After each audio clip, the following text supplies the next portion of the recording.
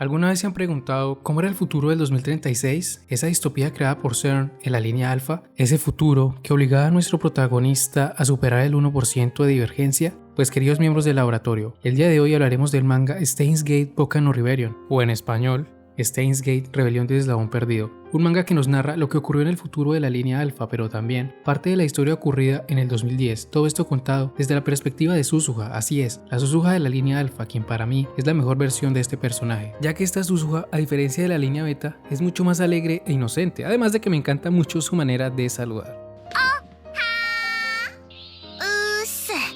Por favor, Suzuha, no viajes a 1975, mejor quédate conmigo. Perdón muchachos, me alteré. Ahora sí, continuemos. Este manga tiene un prólogo desarrollado en la línea 0.0000%, donde la organización fundada por Okabe, Valkyria, realiza una operación de rescate para su líder en el año 2025. Lastimosamente, llegan demasiado tarde. Okabe ha perdido la vida a manos de Nae Tenoji. Yo sí decía que esa niña tenía cara de asesina.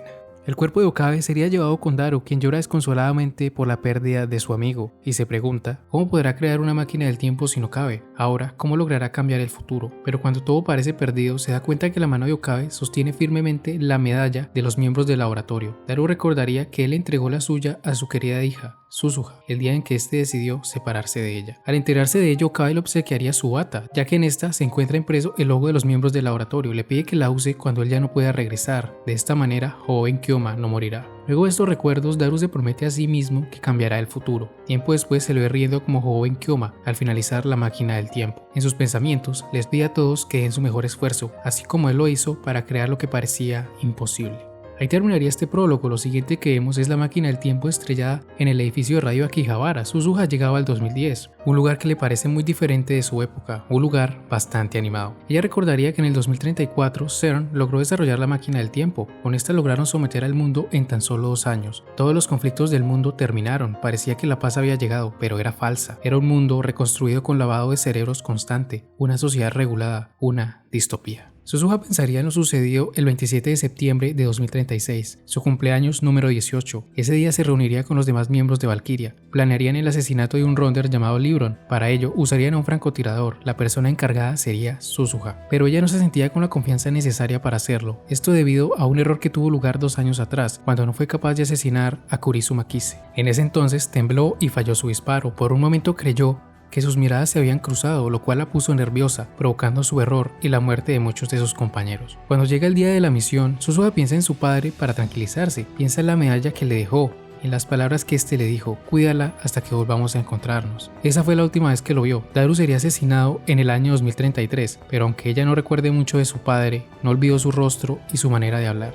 De regreso a la misión, Suzuha no es capaz de disparar a su objetivo. Los recuerdos de su error invaden su mente, nublando su juicio. Sin embargo, gracias a esto pudo evitar su muerte, ya que CERN viajó en el tiempo para asesinar a los implicados en este plan. Los Ronders, liderados por una mujer enmascarada, aniquilarían Valkyria. Suzuha se lamentaría, gritando varias veces que falló, pero es tranquilizada por su madre. Yuki le pregunta si aún quiere cambiar el mundo. Si es así, debe ver el mensaje que su padre le dejó. Este sería un video donde Daru dice que lo más probable es que ya esté muerto, pero quiere darle un regalo por su cumpleaños número 18. Este regalo sería la máquina del tiempo, la cual, aunque está incompleta, solo puede viajar al pasado, le serviría para cambiar este futuro creado por CERN. Luego de ver este video, Suzuha habla con su madre, le preguntaría por el verdadero nombre de su padre, cómo se conocieron, entre muchas más cosas. Yuki le responde todo menos el nombre, es mejor que no lo sepa, así estará a salvo. Una vez Suzuha encuentra la máquina del tiempo, se la presenta a los últimos miembros de Valkyria, les habla del plan de su padre, viajar a 1975 para conseguir la IBN 5100, pero antes deben ser capaces de llevar la máquina del tiempo hasta el edificio de Radio Akihabara, ya que si parten desde el sitio donde están, probablemente cuando lleguen al pasado terminarán bajo tierra. Deciden entonces transportar la máquina del tiempo en un helicóptero hasta el edificio de radio. Una vez todo está planeado, Suzuha decide despedirse de su madre, pero cuando llega a casa, Yuki se encuentra bastante herida. La Ronda enmascarada estuvo allí momentos antes de que ella llegara. Suzuha tendría que ver morir a su madre en sus brazos, pero antes de que esto pasara, le promete que cambiará el futuro, uno donde ella y Daru puedan ser felices.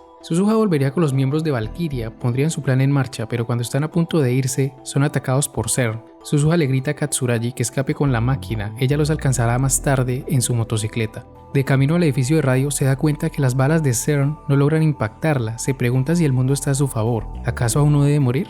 Cuando finalmente llega a su destino, se encuentra con un edificio solitario, no hay ningún agente de CERN, a excepción de la mujer enmascarada, la persona que asesinó a su madre. Tendrían una pequeña lucha, pero la Ronder la supera en velocidad y fuerza. Cuando está a punto de asesinarla, aparece Mikoshiba para salvarla. Este le pide que se olvide de su venganza y priorice la misión. Suzuha corre hacia la azotea donde vería un helicóptero hecho trizas, pero aún así la máquina estaba intacta y Katsuragi seguía vivo. Pero no tienen tiempo que perder, la enmascarada los alcanza, por lo que Katsuragi decide entretenerla mientras Suzuha escapa. Ella ingresaría rápidamente en la máquina del tiempo y seleccionaría como su destino el 28 de julio del 2010. Aunque es una decisión egoísta, ella quiere conocer a su padre. Mientras espera que la máquina arranque, la enmascarada comienza a golpearla desde fuera, lo que hace difícil viajar. Sin embargo, por un breve momento sus compañeros Katsuragi y Mikoshiba logran retenerla el tiempo suficiente para que Suzuha desaparezca de ese espacio-tiempo. De esta manera iniciaría el largo viaje de Suzuha para detener las ambiciones de CERN. A partir de este punto sucede lo que vimos en el anime. Suzuha compraría un teléfono o una bicicleta y se dispondría a buscar el laboratorio de aparatos futuristas con la esperanza de encontrar a su padre. Cuando encuentra el laboratorio le pediría trabajo a Mr. Brown y conocería a un hombre bastante excéntrico que se hace llamar Hoben Kyoma. Durante los primeros días en el pasado, Suzuha dormiría en la intemperie, comería sopa de maleza y observaría el medidor de divergencia, el cual marcaba 0.337187. Este número es importante porque corresponde al porcentaje obtenido luego de que Okabe enviara el D-mail con el cual evitó que Suzuha viajara en la máquina del tiempo el 9 de agosto, cuando no pudo encontrar a su padre. Es decir, toda esta historia se centra en los recuerdos de Suzuha que fueron creados luego de que Okabe enviara ese D-mail. Por ello, algunas de las cosas que pasan en esta historia difieren un poco de lo que vimos en el anime, ya que algunas transcurrieron en porcentajes de divergencia mayores. Aclarado eso, me centraré solo en hablar de cosas que no vimos en el anime para que esto no se haga repetitivo. En esta historia, Suzuha se pregunta por qué Kurisu va todos los días al laboratorio. No tiene sentido que la madre de la máquina del tiempo sea amiga del fundador de la Resistencia, a no ser que sea una espía de CERN. También se nos revela que aunque Suzuha no fue capaz de asesinar a Kurisu, 3 semanas después ella murió accidentalmente. La propia Suzuha dice que cuando sus miradas se cruzaron, ella parecía pedir que la asesinaran, por lo que se podría deducir que Kurisu se suicidó. Tiempo después, cuando la IBN desaparece del laboratorio, Suzuha escucha por parte de Okabe que le habían obtenido el templo Yanobayashi. Ella decide ir a dicho lugar para investigar. Allí conocería a Rukako y en sus pensamientos diría que es una belleza, pero que ella no se inclina por ese lado.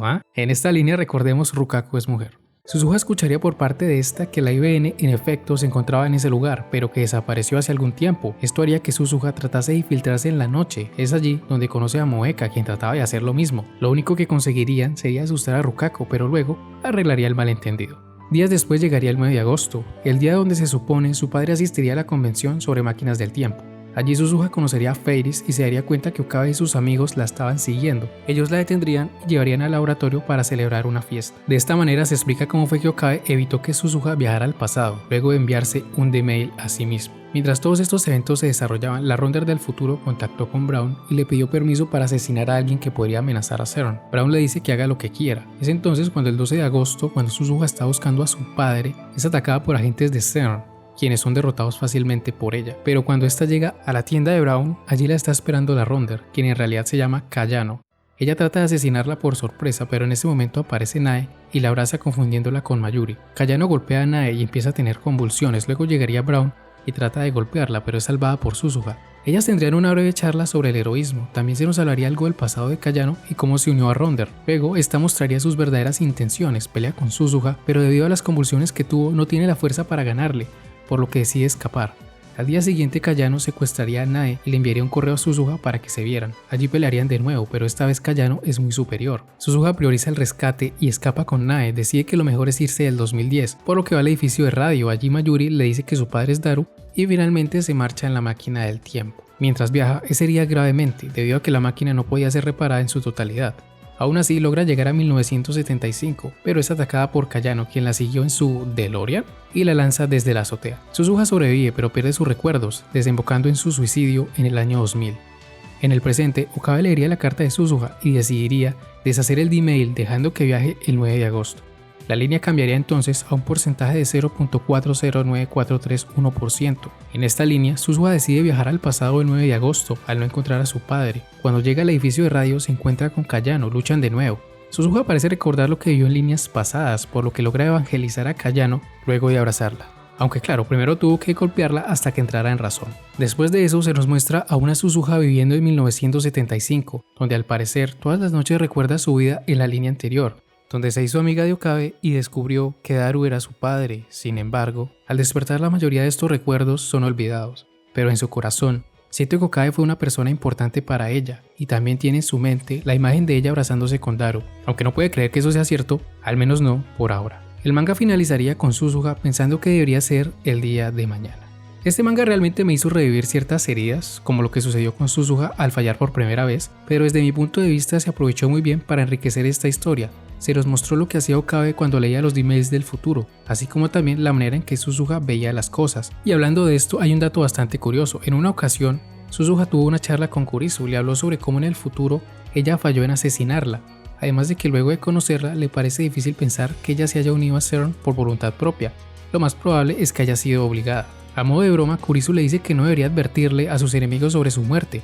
En ese instante, Suzuha tiene una extraña sensación. Como lector, puedo deducir que Suzuha se dio cuenta que el hecho de que sus miradas se encontraran en el 2034 mientras le apuntaba significa que ella ya lo sabía. Solo estaba esperando que Suzuha fuera capaz de terminar con su sufrimiento.